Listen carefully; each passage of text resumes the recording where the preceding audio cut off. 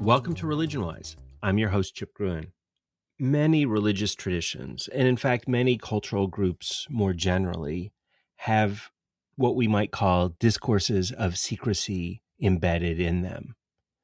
Being on a college campus, for example, you run into this all the time during sorority and fraternity rush, where initiation rites are kept secret. There are things that are imagined as only available to those within the group, that members have special access to special ritual knowledge or other kinds of esoteric teachings, things on the inside, things that are meant to be secret.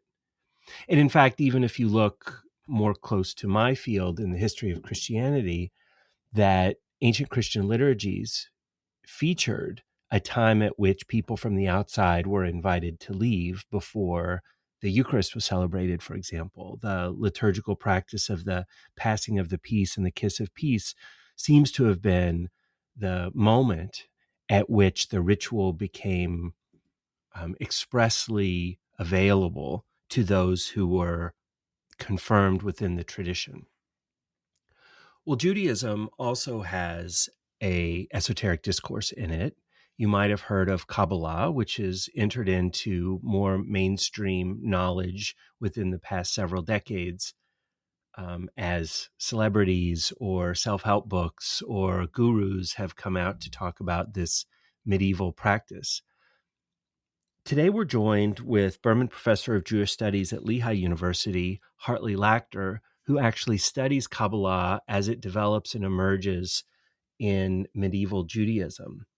His most recent book, entitled Kabbalah and Catastrophe, Jewish Historical Memory and Pre-Modern Jewish Mysticism, thinks about this not only as spiritual teaching, theological teaching, understandings of God, but also he's really keenly interested on how this discourse of esotericism and the practice that comes from it serves other communal goals, whether those be social goals, identity goals, cultural goals, understanding of history, understanding of time from this particular perspective. And in fact, this work that we're going to talk about today, Kabbalah and Catastrophe, is really interested in how trauma in the community can be a catalyst to developing other forms of religious conversation, other forms of religious knowledge, including in this case, then the esoteric tradition of Kabbalah. So for a little bit of context here, after you listen to this episode, I want you to think about a couple of episodes in the past. And if you haven't listened to them recently or you're new to the podcast, I invite you to go back and listen to these again. The first is when Dr. Lachter was first on Religion Wise, and way back in season one, episode 3, we talk about anti-Semitism, and we talk about the connection between the idea of exclusivity, of tight communal bonds, and the idea that Jewish communities are somehow up to no good, right? We get these conspiracy theories about secret plans, right, that are at the root of anti-Semitic discourse, particularly as we've seen it reemerging or emerging in a more forceful way recently with the rise of the alt-right. The other I want you to go back and think about again, the other episode is season 2, episode 11, that featured Dr. Dustin Nash. It's entitled Belief, Conspiracy Theory, and Identity. And he's really interested in the ways in which secret knowledge or insider knowledge or knowledge that's considered to require special keys to unlock it builds community, builds identity. And we can think about, again, in the contemporary world, the way in which not only large mainstream religions might play on this idea, but also the way that contemporary conspiracy theory says the world makes sense if you only understand X, Y, and Z. And they will purport to give you these secret keys or secret pieces of information that allow you to see the whole model, right? To see everything from a bird's eye view. And so that also is a discourse of secrecy. So in this episode today, we're springing from or thinking mostly about Kabbalah and medieval Europe and the development of this this discourse of secrecy within these Jewish communities. But I think it behooves us all to think about how this is a tool that is used by groups, oftentimes groups that see themselves on the outside, see themselves as a minority, either numerically or politically or socially, that this becomes a tool to claim power, to gain power, even if it's only in the imagination of that community. So this is a really useful thing to think about, not only as of historical interest, but also to think of as a way that individuals and communities work today to help make sense of their situation. I hope you enjoy this episode on Kabbalah, this medieval form of Jewish mysticism, and think about its implications for the wider study of religion and the role of secrecy and esotericism in the contemporary world. Hartley Lachter, thanks for coming on Religion Wise. Thanks so much for having me. So before we dive into your work on Kabbalah, more specifically, can you share what drew you to Jewish studies and the study of esoteric traditions more broadly? Was there a particular question that sparked your interest in how religious communities make meaning using discourses of secrecy? Honestly, when I started studying Kabbalistic literature, I wasn't so much thinking about the discourse of secrecy. I was really drawn to the fact that Kabbalistic texts are not predictable. And there's a lot of them, and many of them were understudied and not even published. There's a lot of manuscript work to be done, really still so much manuscript work to be done. So it meant an opportunity for discovering texts that we didn't really even know in some cases were out there. And they say things that you kind of are surprised that people were saying in the Middle Ages. They push the boundaries of what we think people were thinking about and people were talking about. They always seem to have something new, surprising, shocking in them. And I came to realize later that the discourse of secrecy is really important for that, because by claiming something is a secret, it accounts for why it would appear to be new. And so I've always really liked the fact that Kabbalistic literature feels like a domain where a lot of new things were happening, a lot of really unanticipated new ideas seem to emerge. So your recent book, Kabbalah and Catastrophe, examines Kabbalistic thought and thinks about the ways in which it developed as a way to make the flows of history meaningful. Can you walk us through how mystical traditions like this, like Kabbalah, function as mechanisms for processing collective memory? What makes esoteric responses different from other religious strategies for meaning making? Yeah, so often Kabbalah has this kind of reputation of being, esoteric in the not just the sense of being a tradition that claims to be a divinely revealed secret that is given exclusively to the Jewish people. In the case of Kabbalah, esoteric traditions almost always claim exclusivity to the religious group that claims to have a secret tradition. But it also has a reputation of being this thing that is hidden knowledge that's only known, it's restricted and known to only very few people. And that it's about the mysteries of God or the mysteries of creation, and that it's not related to the everyday experience of people moving through time and history. And I really wanted to probe that and say, is it the case that these people who are living and functioning in communities and grappling with historical problems, and in the case of medieval Jewish history, of trying to make sense of historical misfortune and political disempowerment, how could it be that in Kabbalistic literature they're not addressing those kinds of questions? Those were very present in that world. And what I found is that they were thinking about these kinds of things all the time, and they were really invested in understanding how history works. But we find in Kabbalah, as with other forms of esoteric thinking of mystical traditions, the claim they make is that they understand the secret mechanism behind the forces of history, that they understand how God sort of works like a puppet master, manipulating the marionettes down on earth, and explains how God is sort of causing history to take the course that it does. And that way of seeing history is also a way of saying that, one group knows how history works and others don't. A common claim made about Jews in the Middle Ages was that they were blind to how history works. That they were in particular that they were blind to the development of the arrival of Christ as the Messiah and the arc of sacred history, and that Jews in the famous depiction of ecclesia and synagoga, ecclesia represents the church and she sees and stares confidently ahead, and synagoga representing the Jewish community is blindfolded.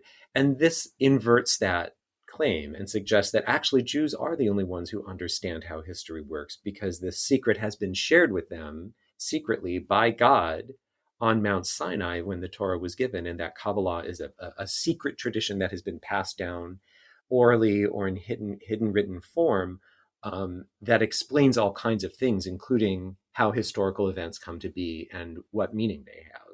And they argue that Jews are actually central players in human history.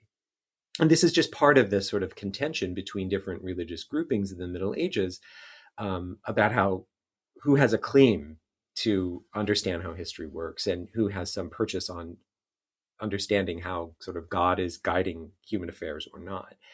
And so this book was a way of thinking about how Jews, especially in the 14th and 15th centuries, were trying to make sense of their historical condition by using Kabbalistic claims as a way of accounting for the events of Jewish experience, in particular misfortunes, the existence of exile, of not only just historically the destruction of the temple, but also all of the forms of political misfortune that Jews throughout the course of the Middle Ages were encountering.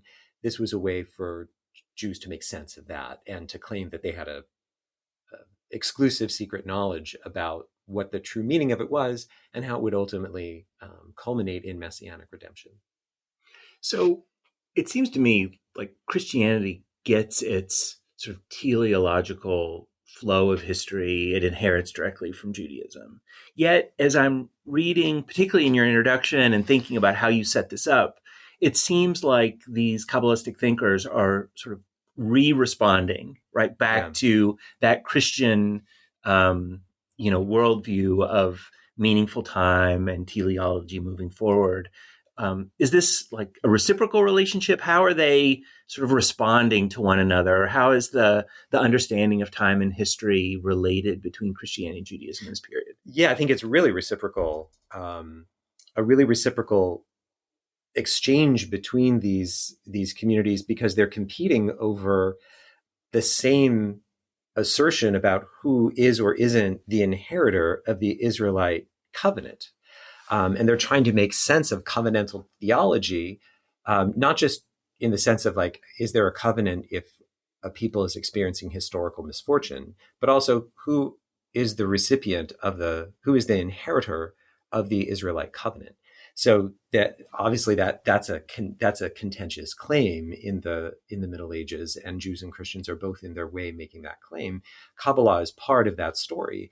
In the Christian imagination, Jews are sort of not only blind in the sense that they have failed to perceive the change in history that happened with the advent of Christ, but that additionally that Jews are mute, that they are sort of these in the Augustine's case, they're like way markers. They're like road signs that are there for Christians as they move through history to serve as a certain cautionary tale, but that Jews themselves are not moving through history. They're sort of vestigial structures of an earlier time. And what I think not enough history of the religious, full scope of religious discourse in Europe in the Middle Ages does is pay attention to the Jewish voices that are responding to these kinds of originally Augustinian claims about the role of Jews in human history. And Jews had quite a bit to say in response to this, to reverse, to invert, to challenge Christian characterizations of Jewish historical experience. And one of the big claims of sort of in polemical literature between Jews and Christians that Christians made was that Jewish historical misfortunes are evidence that the covenant between Jews and God has been transferred now to those who are Christ followers, and that it's actually Christianity that has inherited this covenant. And that the evidence for that is that Jews are the smallest, most disempowered people when compared to Christians or Muslims. Like, obviously they are, by this argument, the argument from history as it's sometimes referred to, that they are not the chosen people. And so Jews had to address this challenge, and Kabbalah was really invested in suggesting that Jews are playing this secret role in history, and that by suffering, they're actually moving history towards its ultimate messianic culmination, but that it's necessary for Jews to suffer and purify their souls, and that Christian nations are merely instruments of this divine plan that Christians don't know about, only Jews know about, and that the covenant is still very much viable. But the existence of misfortunes at the hands of Christians for Jews in Jewish history was a question that they had to think about, and Kabbalah was one attempt at responding to that question as part of this ongoing polemical debate about who is the inheritor of the covenant. So obviously you can have this conversation, theology, right? How does God work in the world? Or as we've been talking about historically, what are the flows of history? What does the arc of history look like? What is the ultimate goal that history is marching forward in these arguments? But I think you also make a lot of arguments about social and cultural work. Like, so rather than imagining those broad sweeps, those big arguments, how are these texts, how are these thinkers operating the day-to-day social and cultural landscape that they're living in? How does this work affect not only the big ideas, but also the Jewish community living in this little village in Spain in the Middle Ages? Right. Or elsewhere. At this point, it's starting to spread throughout Europe and the Mediterranean basin. And the question of exactly how much penetration these ideas had, we're not entirely sure. We know that Kabbalistic ideas, passages from the Zohar elsewhere, are making it into sermonic literature. There's lots and lots of Kabbalistic texts that are written and circulated. And while not everybody's reading texts, people talk about ideas, right? Not everybody was reading the Talmud either, but obviously the Talmud had enormous influence in Jewish life. It's not entirely clear, like exactly, were people remaining Jewish when conversion was a very viable option because of Kabbalistic ideas? I can't measure that. But it's very clear that Kabbalistic texts sought, and Kabbalistic writers sought to spread their ideas broadly, in many cases at least, and they aspired to, the strategies they wrote into their texts were aspirations for giving Jews a reason to continue to be Jewish and to practice Jewish law in light of the historical challenges that they were facing. And they're very explicit in saying that there is still a purpose, and that the historical misfortunes that Jews are facing do not nullify the covenant, that this is a strong claim that they continue to make. But that I think that the social function of these ideas was a way of providing Jews with a discourse to themselves about why what they're doing still has value and still it has some sort of purpose or meaning. There's a passage from the Sefer HaPli'ah, which is a Byzantine text from the 14th century, filled with all kinds of just audacious claims and really interesting things, written pseudepigraphically in the name of rabbis from the rabbinic period, from late antiquity. And there's one passage where it talks about sort of moving towards messianic redemption, and that God interacts with the Jewish people like a person who's on a long journey through a hot, dry desert with a companion, and that the companion says, "How much further?" And they say, "A little more."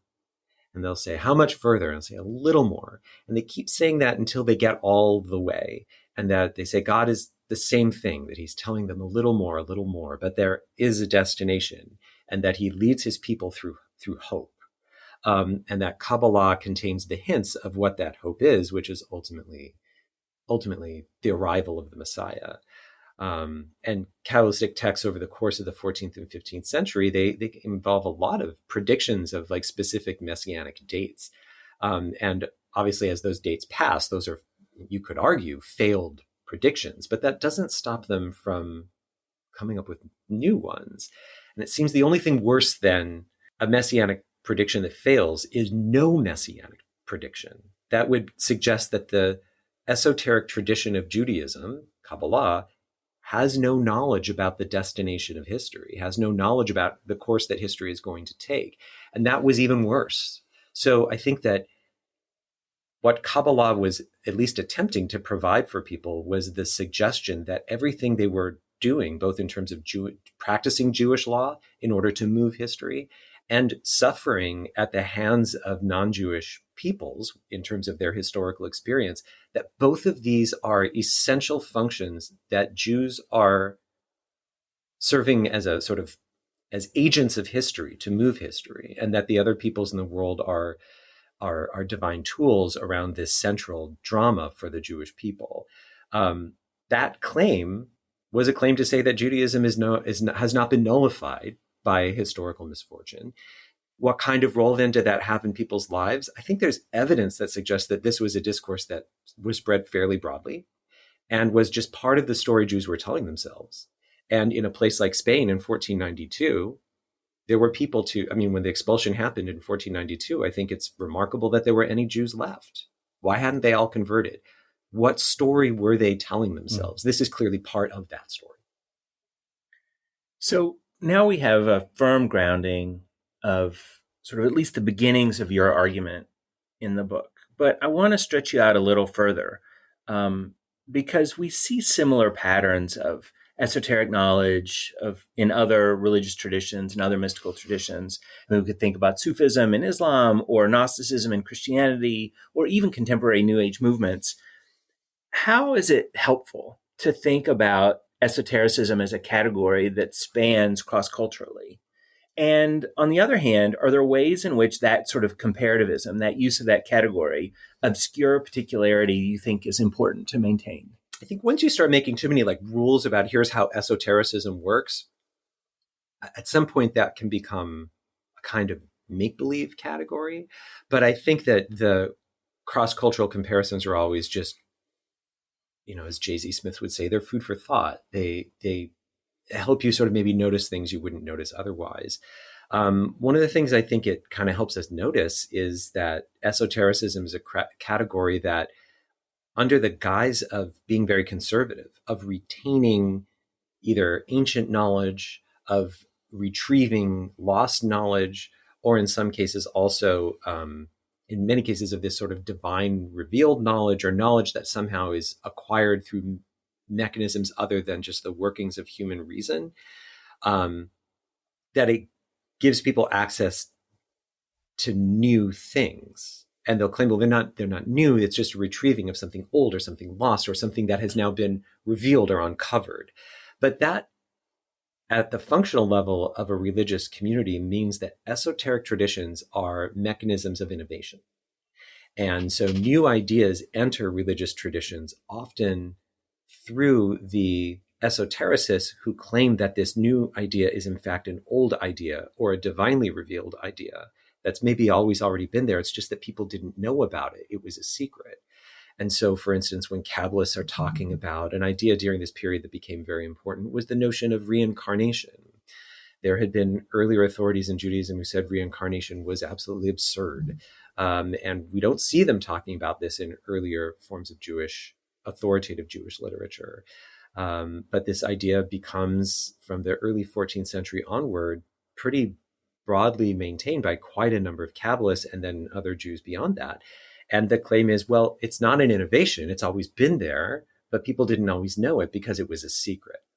Or similarly with their kind of very complicated way of thinking about the history of the universe and claiming that there's actually this present cosmos is only one of 7 universes, and each universe is of a 7,000-year duration, and each of them is controlled by one of the 7 lower sphirot, or divine luminosities, that are part of the Kabbalistic theosophy, or claims about how the inner workings of God works, and that there was other universes before this one, there will be others after this one, that this universe is governed by the attribute of divine harsh judgment, of din or gvura, and that's why this cosmos is so difficult and so painful. And this is the 6th millennium of that cosmos, which is the most difficult millennium of the most difficult cosmos. So they're arguing that we live in the worst of all possible worlds, but that the previous worlds and the future worlds will be better, and that your soul will be there because souls are always recycled and retained.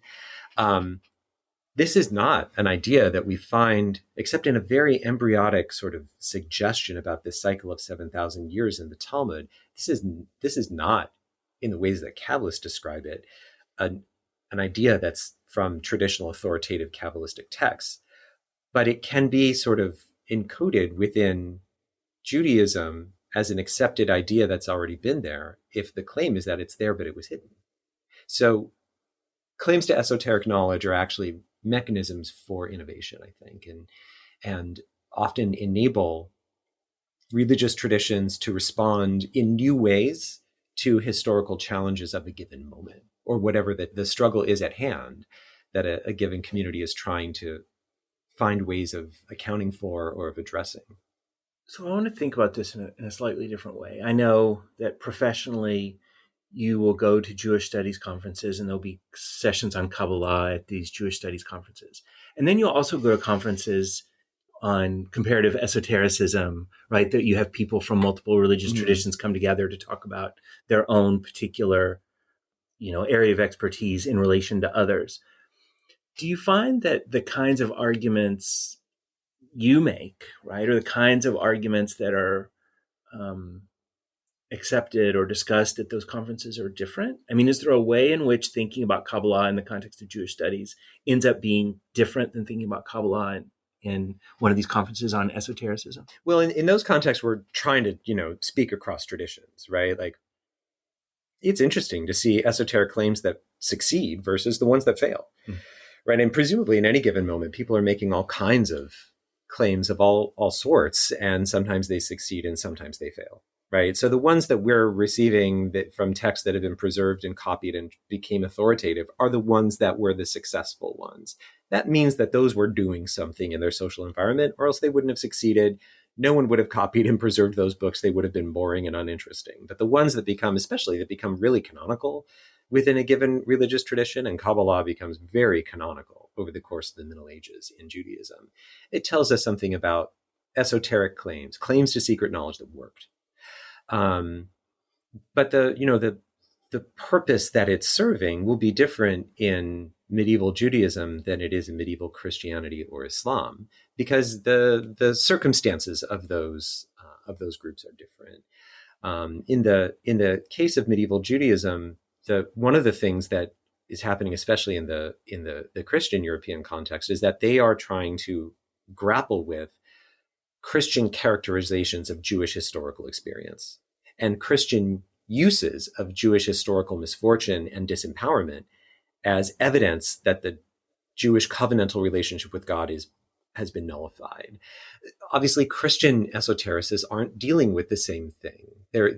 And neither are, in the Sufi context, they have their own questions that they're addressing, and so those texts will take different forms because they're grappling with different challenges. Paying attention to those forms of specificity and then the sort of shared patterns, that's always a challenge and a fun one within the comparative study of religion. And there, I think those comparative conversations can be really fruitful. And the points of similarity are just as interesting and important as the points of difference. So your research really, and particularly in this most recent book, shows how historical disasters, and you've mentioned expulsions, persecutions, spark new developments in Kabbalistic thought. How do you think about trauma, or as in the title, catastrophe? How does that spark meaning making? Like, why does that become an important, catalyst for the religious imagination? It's something unignorable, right? I don't think it was really viable for Jews in the late medieval and then sort of pushing into the Renaissance and then the cusp of the early modern period to simply ignore the question of what would appear to be a downward arc of Jewish historical experience. They couldn't ignore the realities of exile and the destruction of their temple, the fact that Jews had lost their political independence, that they frequently suffered at the hands of more powerful people. If the claim of covenantal theology is that if Jews observe the law, God will protect them and bring them to live securely in the land of Israel. If that's not happening, then they have to either there's some massive deficit in how Jews are observing the law, or the covenant is null and void, or there's something else happening. And the Kabbalah was a way of them saying there's something else happening. But they couldn't not address that question, especially as expulsions became more and more common over the course of the Middle Ages, the 14th and 15th centuries. And while this is a big generalization, and I don't want to say that, Salo Baron argued that we should avoid the lachrymose narrative of Jewish history, that it's just sort of a series of terrible things. And of course, there were moments of stability because we see Jewish life was still very culturally productive in the late Middle Ages. But nonetheless, they had to think about the meaning of these problems Jewish communities, either they themselves or others, were experiencing. They thought about them quite a bit. And they had to think about the broader arc of world affairs and Jewish historical experience. Catastrophic events simply aren't ignorable, and they have to be accounted for. And I think that the sense that there was an urgency of at least having a way of making some sort of meaning out of it, or explaining why a history was taking the particular shape that it was an impetus for the production of a lot of really interesting Kabbalistic ideas, and that these Kabbalistic ideas were an attempt, possibly a fairly successful one, to give Jews a way of imagining their place in the world, even though it did not appear that they were the objects of tremendous divine favor, and arguing that still they were the participants in this covenantal relationship with God. So I mentioned reincarnation. I mentioned this sort of the doctrine of these sort of successive worlds.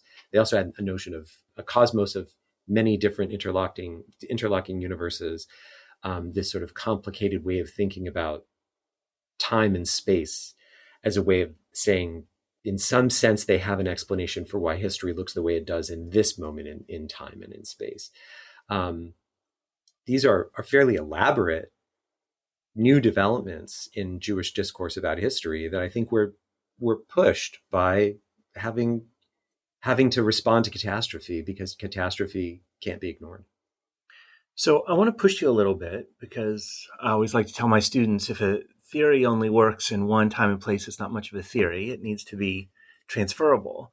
So if it is the case that trauma or catastrophe leads to this kind of religious innovation, right? And in this case, this esoteric, these claims of secret knowledge, I don't think it's unfair to say that a lot of people are looking around at one another today and thinking about, catastrophic circumstances, the first pandemic in 100 years, the specter of climate change sort of staring at us, what many people feel is the collapsing of democratic institutions in the US, the rise of intolerance in many places around the world.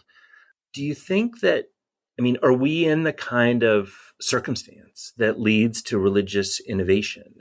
Do you think that we should be prepared for imagining religious innovation of a similar sort happening in the 21st century? That's a really interesting question. So first, I would say I would be careful to say that catastrophe leads to a development of a discourse of esotericism and the use of esotericism to innovate religious ideas. I'm careful about, I don't think that it's just you sort of take a catastrophic historical event and then out pops a new Kabbalistic idea, but that historical misfortunes happen, and sometimes Kabbalah is part of the toolkit, sometimes innovatively so, for thinking that event through, or for thinking through the broader historical question of why does history as such, what are the conditions of the possibility for history as it has taken place to take place? That apocalyptic thinking is sometimes driven by moments of misfortune, but sometimes we find, real trends of apocalyptic thinking in moments that appear not to be terribly catastrophic. It works in all kinds of ways, but that esotericism is one of the ways that people make sense of history, and it is a way that they make sense of misfortune. I'm not sure that misfortune creates esotericism, right? So there's a debate in the field of Kabbalah. Did the expulsion of Jews in Spain in 1492 create some of the forms of innovative Kabbalah that happened in the subsequent century? And I don't think it's that simple. But I think that Jews after 1492 did utilize things within Kabbalah to help understand that event. Are moments, sometimes history is more dramatic than others, right? Are those more dramatic moments, those more catastrophic moments, ones that lead to more religious innovation? It is a good question because religion is always innovative, right? It's very hard to find a boring century in the history of any given religion, right? There's change happens a lot.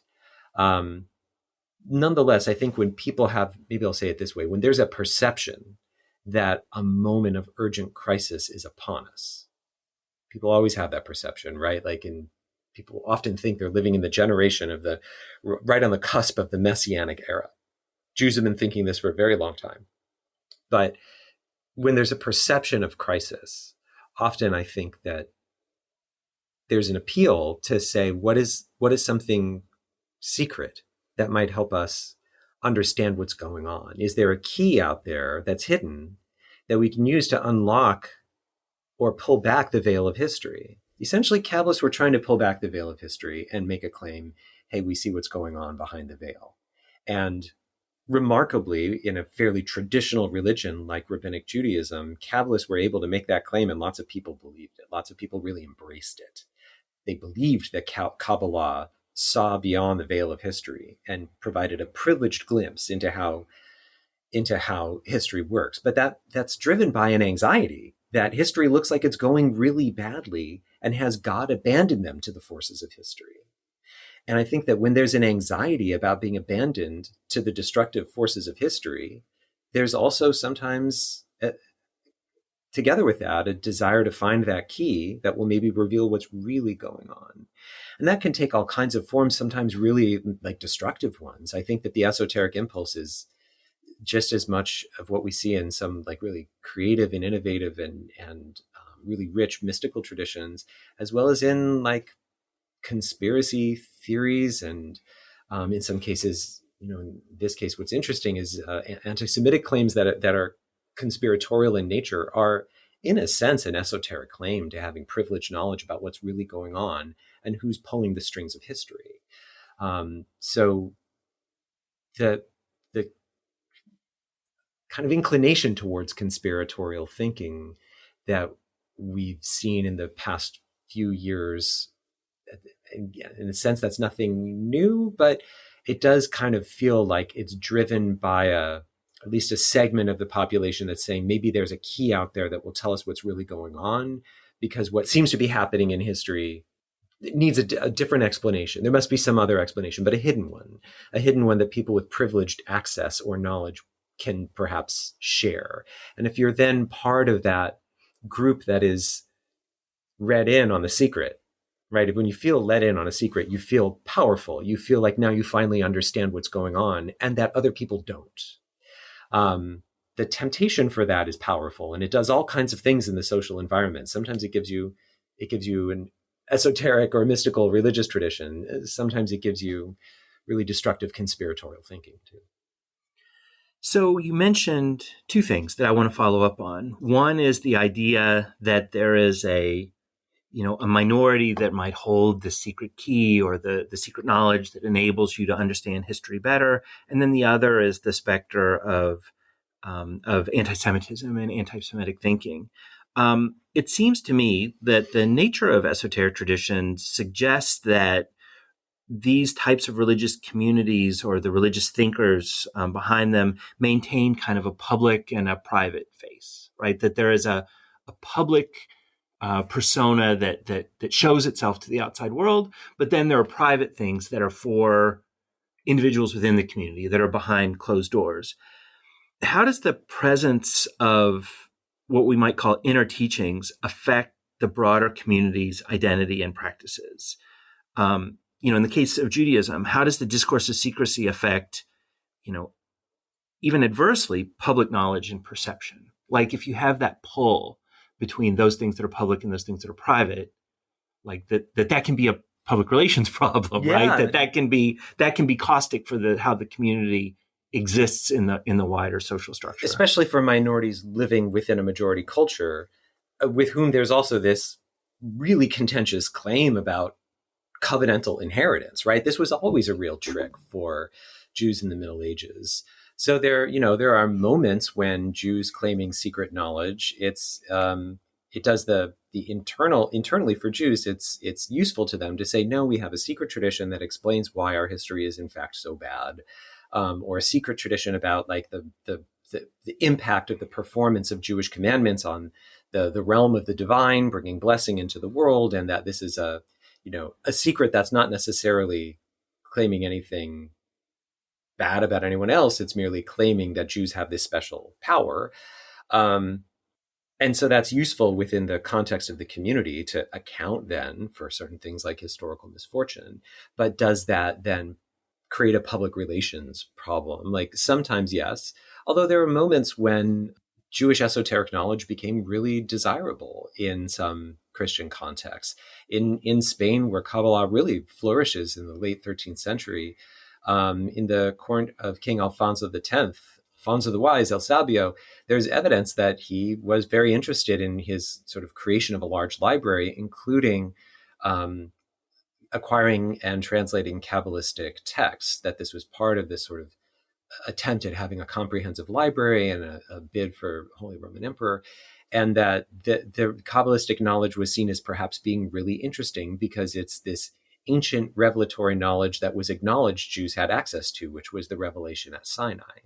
And so there were Christians who thought, well, maybe Kabbalah is a longstanding oral tradition that relates back to that revelation that Jews were in fact present for.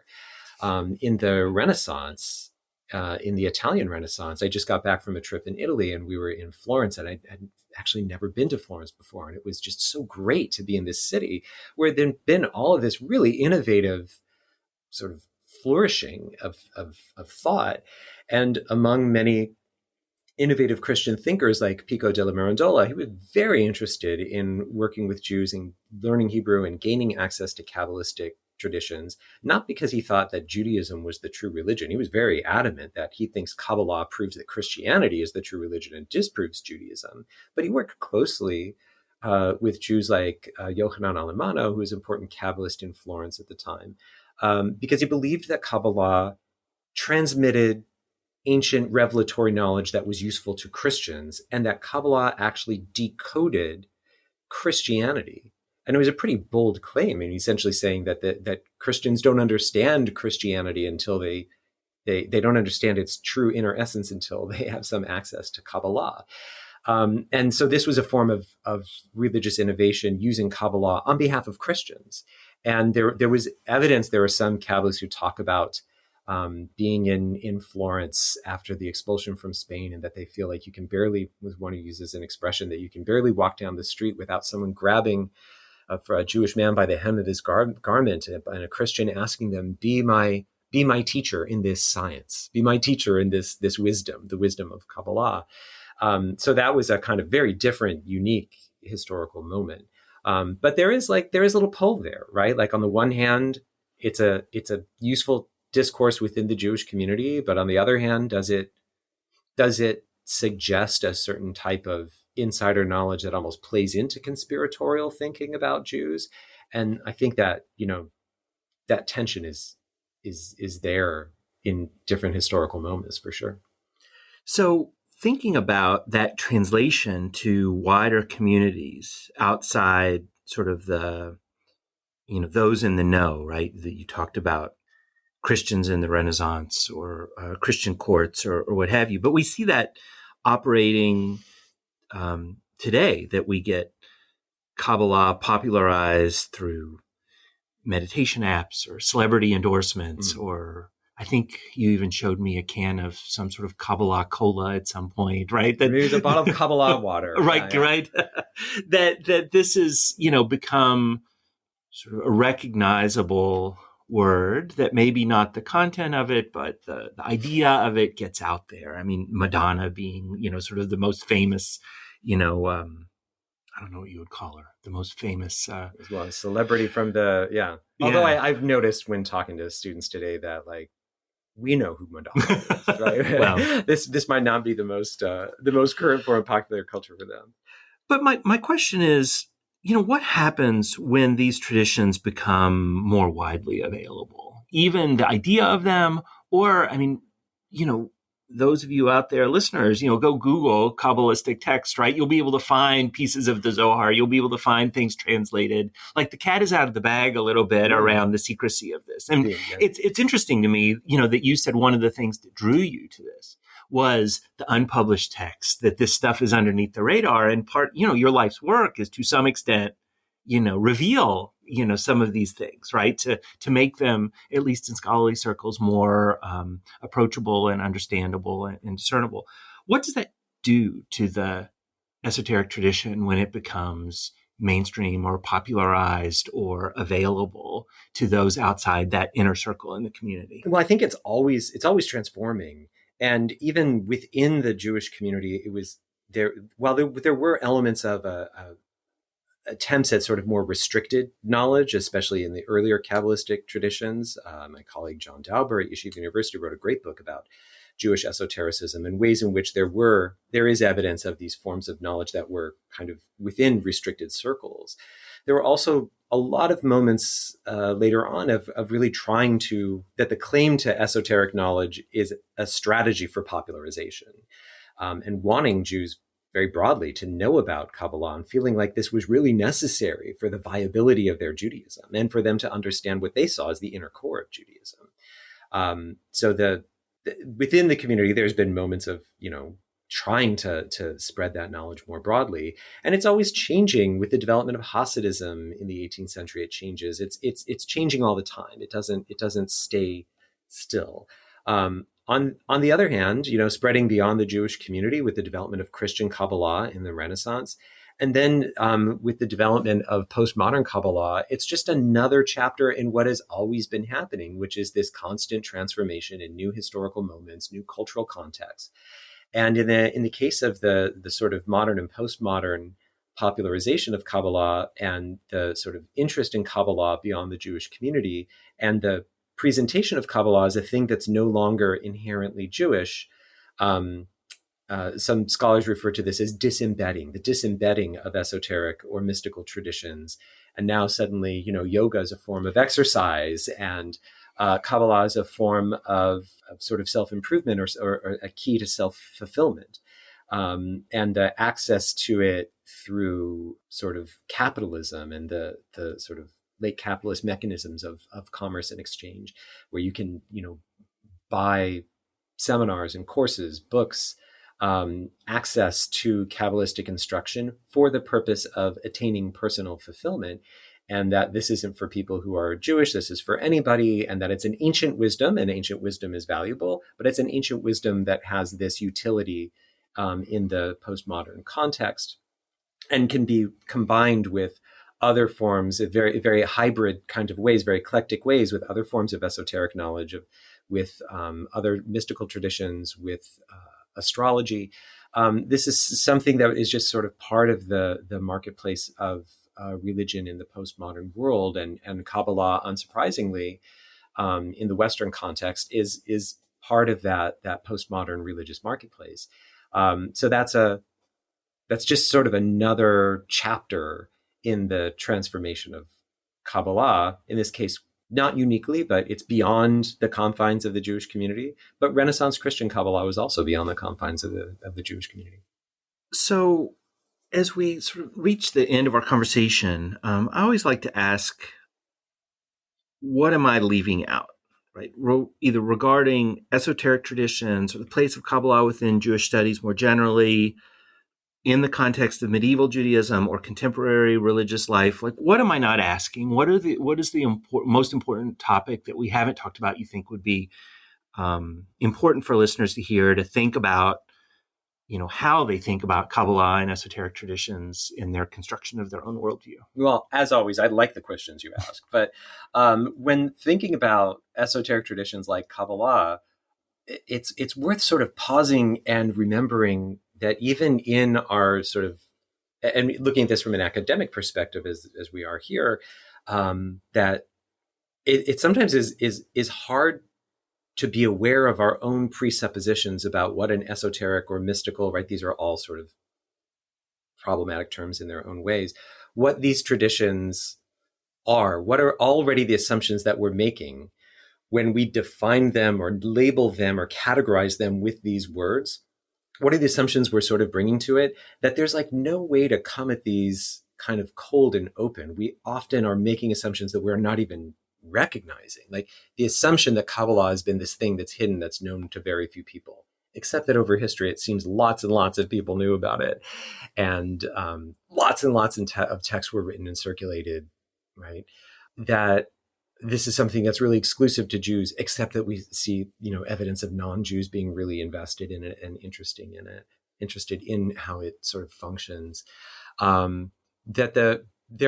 We bring a lot of sort of unexamined assumptions when it comes to studying these things, and uncovering what our unexamined assumptions are is sometimes part of the fun of uncovering these texts that I do kind of get imagined as being the less traditional, less widely known, even though sometimes in some moments they were quite traditional and quite widely known. But that it's hard to come at them as a blank slate. We're often thinking about them in these ways that sort of place them into a certain box before we've had a chance to kind of see what they're about. And that they are, like I said at the beginning, I was drawn to them because they're surprising, and they keep being surprising. They just keep saying things you're sort of surprised they're going to say. The imagery they use is often audacious. The claims they make take a turn that you don't anticipate. That these texts are often not what we're expecting, and that's sometimes really part of the fun. So the unexpected, I think, is part of what maybe we're missing when we're talking about these categories that seem like we should know what they are, and they just don't often yield texts that function in ways that we can easily anticipate in advance. All right. Well, I think that is a great place to leave off. Hartley Lachter, thanks for coming on Religion Wise. It's been fun. Thanks so much for having me.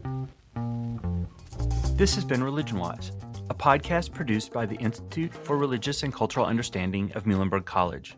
Religion Wise is produced and directed by Christine Flicker.